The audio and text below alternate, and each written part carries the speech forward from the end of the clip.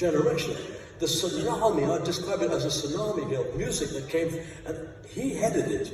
Elvis, Little Richard, Buddy Holly, Chuck Berry, the Everly Brothers. We all, anybody that isn't American and is singing rock and roll now is only doing it because that stuff came from the fatherland of rock and roll. And so I don't think even the Beatles would have been here had it not been for... you know, I heard Paul talking. Paul was talking about how when they wrote songs, they were big fans of the Everly Brothers.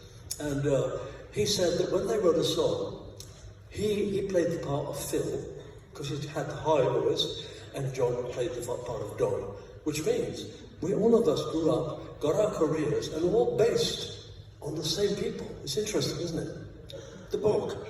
How did you put it together? Because there are so many legends in here, and it is a fabulous read and beautifully put together.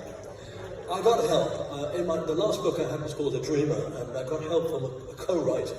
And he was great at it, though. He asked me questions. He came to Barbados, where I have a house there.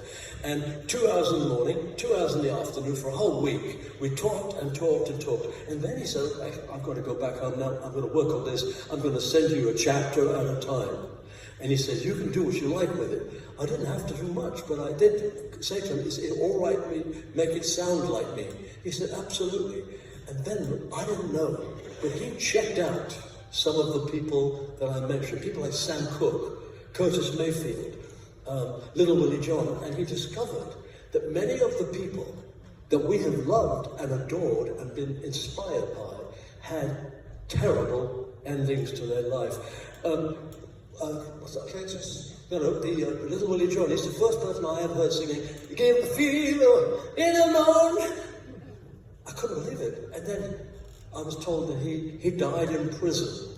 So I said to my co-writer, I said, well, what was he doing in prison? He said, he murdered someone. Okay. And the other one was Sam Cooke. Sam Cooke. I'm sure you're all under 90, and so you'll probably remember another Saturday night, and I ain't got nobody.